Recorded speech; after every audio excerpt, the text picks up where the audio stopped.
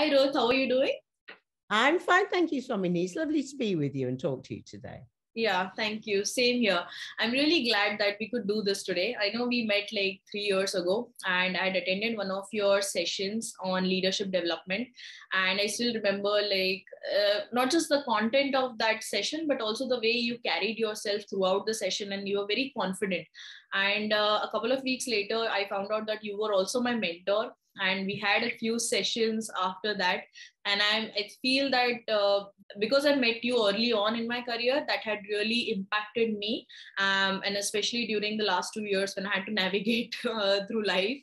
And yeah, so I feel that you have a lot of wisdom that I would really like to pass on to other people, especially when it comes to women and the kind of things that we deal with. For example, imposter syndrome is there, or the kind of issues that we have around negotiation. So I would love to chat everything about you today. Can you please tell me a little bit about your background and the work that you're doing with your organization?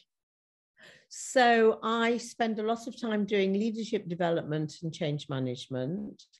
I work with a large range of companies, international companies, small companies, tech companies.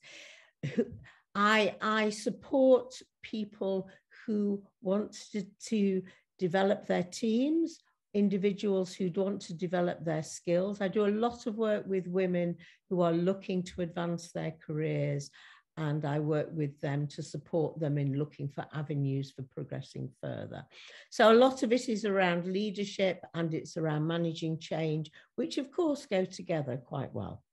Yeah. And I've been doing that for a while. Okay. Yeah. And I work with universities in the UK, and I've worked around the world as well, although I've never been to India. Not yet, anyway. Yeah, we would love to have you here. Monday. Yeah. Can you please tell me, how should women deal with imposter syndrome? Because I think that's a really big thing. It is a big thing. I think the first thing to say about imposter syndrome is we all have it. Every one of us at some point, whether it's for 10 minutes or for days, feels nervous that we're not good enough, or that we can't make it, or that we're in the wrong place, or that somebody's given us a role that we didn't think we deserved. And I think we have to accept that it's not just a women's thing. Men get it as well. They might not talk about it, but they get it as well. What I think we need to do is we need to say, okay, so is that how I really feel? Aren't I proud of the achievements I've made? Look at my journey so far and how much success I've had. And if they are offering me this new role, this job, this increase in salary, I am worth it. And I think in order to build our confidence and our sense of value, we can do all sorts of little things. First of all, you can use your computer screen, and you can put post-it notes around your computer screen telling yourself that you are worth it, that you have value. The other thing that I think is really important is that every time you receive a compliment, you note it somewhere. You put it on your phone, or you put it on a note, you put it in a document. And when you get those imposter syndrome feelings, look at your compliments, look at the constructive and positive feedback that you have received, and build your confidence back up again. And the other thing that's really important is if you give constructive and positive feedback to other people, they will do it to you. So it's a reciprocal thing. It's not to be passive. It's to offer and receive, because people always remember. If you say something positive to somebody, that boosts their day, that boosts their sense of well-being. And I'm sure that they will reciprocate in some way, or they will remember. And those things are really, they're only little things, but all those little things keep you going and help you to recognize that all recognition you get is because the people who are giving you the recognition believe it. People don't give recognition if they don't believe it. Yeah, that makes sense. And I know, like, I think in our first mentorship session, you also mentioned about keeping like a book or something, and then we're writing all of my achievements till date. Whenever I felt like underconfident, I could always go back to that page and then read that, okay, this is what I have done until now. And, I'm capable of everything that is going to come next. So I have another question. So how to develop the skill of advocating for yourself in the workplace? It's something that you have to keep on doing. First of all, you need to be clear on what your direction is, on what you are interested in and where you want to go. So if you have a particular area that you're interested in, those are the people that you need to talk to. Those are the meetings that you need to go to or to ask to be invited to. That's the information you need to find out about. Those are the places, those are the networking meetings that you need to go to show your interest. It's a two-way process. Getting yourself to the place you want to be is, first of all, you deciding to show your interest in that particular area, talking to the people who might influence or it's worth you networking with. But it's also you making the effort to go and show your interest, talking to people about that, asking to be involved in new projects, making and recognizing that networking inside your company is important as networking outside your company. Find the interest groups online, whatever it is that will help you to decide. Some people need some guidance in deciding which direction to go in. That's fine, you get that. But always look at where it is you want to go. Think, even if you don't know what the role is or you don't know what the company is, if you're really interested in, I don't know, cryptocurrency, then find out all about cryptocurrency. If you're interested in digital marketing, then that's the way to go. Those are the things to do. Show your interest. Don't sit back and wait for it to come. You need to talk to people in the company, offer to do things, because very often just by getting involved with a group of people and then those conversations that you have, whether they're remotely or face to face, they get you noticed. When people know that you're trustworthy, that you're interested, that you're engaged, that you're willing to learn, all of that helps to promote you as a useful, valuable person within the company. The other thing to do is to find a champion. Find someone who believes in you, potentially higher up or at least parallel to you within the organization. Talk to them about your ambitions and see, and just don't ask for anything in return. Just tell them what you're doing and why you're doing it and where you want to go. Plant seeds, and those seeds will flourish and grow. Yeah, I really love that answer, because I do feel that it's like one day you have to wake up and then really decide that you want to help yourself and then just get started with it. So can you please tell me a few tips on negotiation, because this is something that I really struggle with. The first thing you need to do is you think about what you want to achieve. What's your realistic endpoint? What is the point below which you will not go? And what are the points in between? To get your negotiations right, you must do your preparation. So if it's about salary, work, decide, first of all, identify what your value is in the marketplace. If it's a salary negotiation at work, then think about what all your achievements are and why you are worth, why an increase in salary is the right direction, because you have provided value to the company. If you are negotiating a contract, it's really about, okay, this is where we are now. This is where we want to be. What are the opportunities I can offer to this client? What do I need to know about the client? What do I need to know about the client's business in order to make my offer the best offer?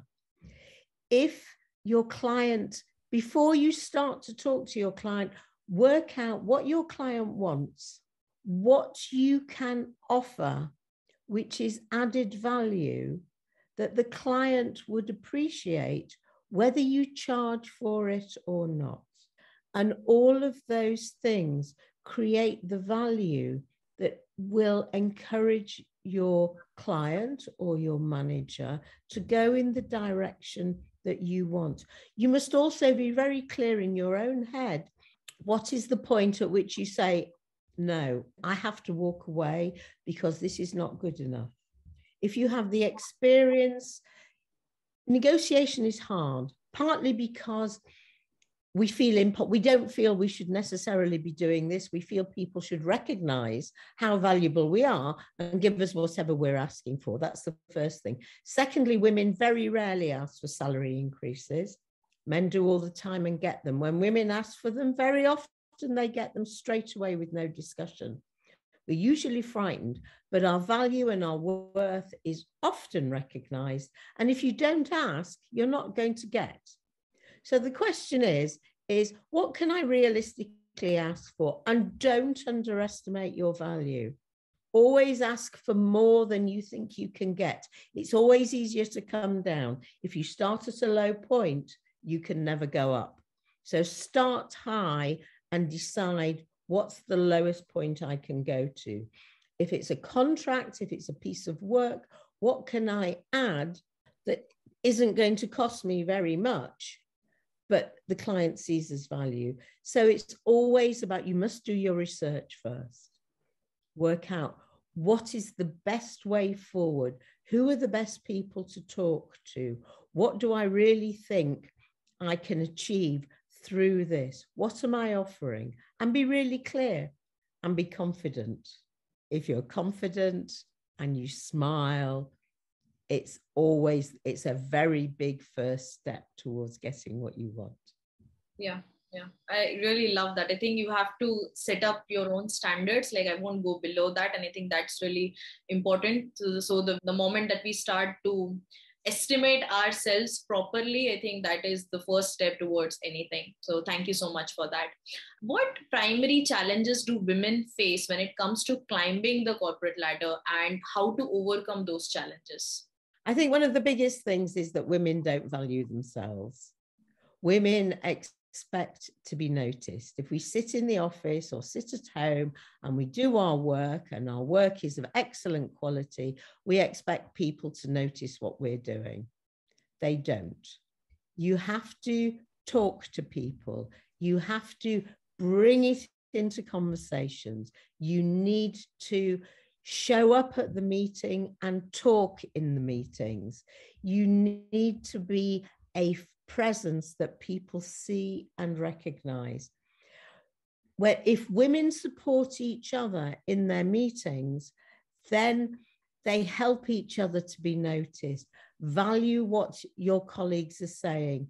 If I'm in a meeting with you and you say something and it's brushed aside, if I say, actually, what Swamini said was really interesting, I think we should explore that point a bit further, then I'm supporting you. You are getting more notice. And in turn, you will do that for me. And it raises your profile, because very often women say things in meetings, it isn't heard, or we don't say it assertively enough. And somebody else will pick up your very valuable point and get notice for it. Particularly if there's more than one woman in a meeting, you need to agree beforehand that you will support each other and it will work.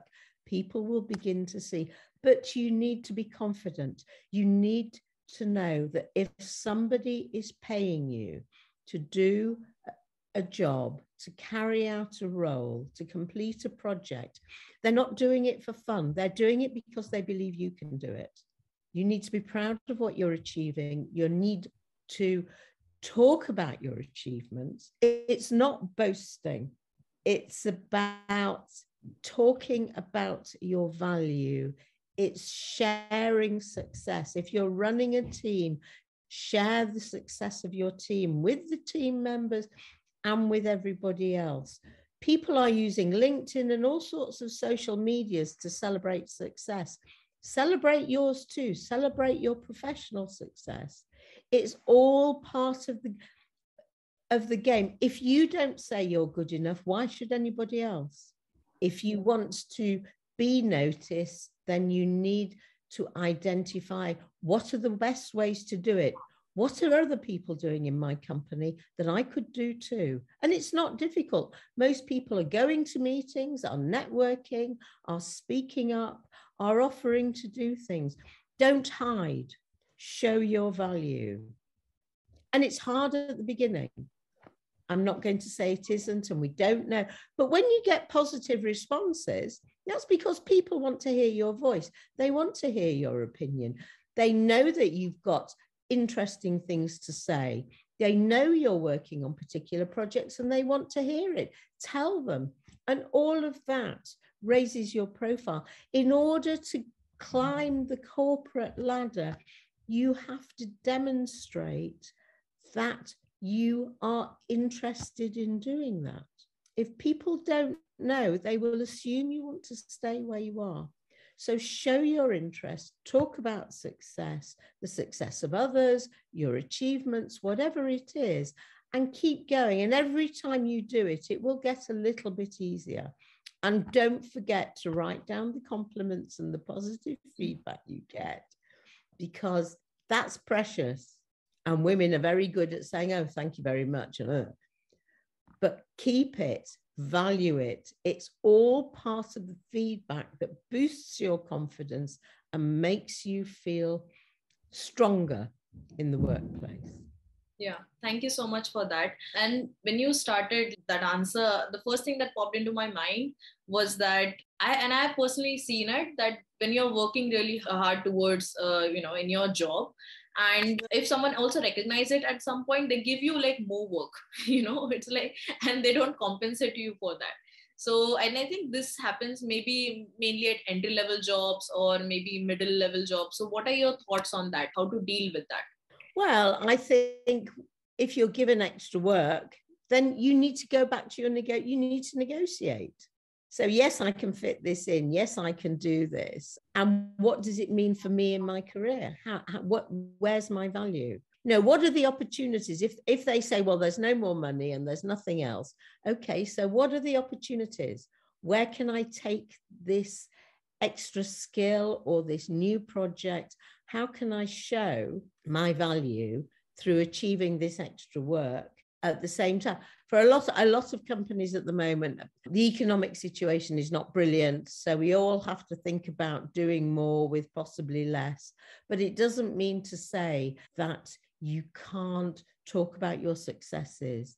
You can't demonstrate your value. And there comes a point where, and you need to see who else is doing extra work. And if you're the only one, because the company thinks you're the one that has the most value, then you need to talk about that and go in for negotiation. You have to recognize your value and be proud of what you're doing and see what, if you can't get extra money, then maybe you can get some time off. Depending where you work and what you do, there may be other things you can negotiate on if it's not finance. But think about it. If you're being given the extra work, it's because you can do it. It's because they know it will be completed well. So what are the next steps for you? I'm doing this now. I know there's no compensation, but what can I look forward to? I would like to move into this role, or I'd like to work in that department. What opportunities are there for me?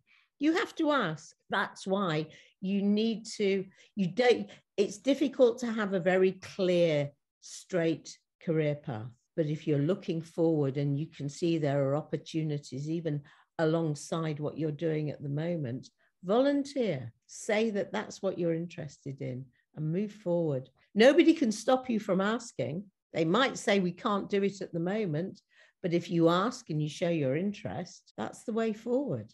Thank you so much for that. And I really loved every bit of it. So any final piece of advice for anyone hesitating to make a move in their career? Think about why you're hesitating. What is it? What's stopping you? And what are the opportunities that you have if you move forward? If you're looking to change roles, look at what that role might be, the company you want to go to, and what are they offering? How long have you been where you are? Have you reached the level that you know you can't go any further? All change is a risk, but then you don't know what it is unless you go. And even if you never know what that other opportunity may offer you. And it's in the end, it's your decision.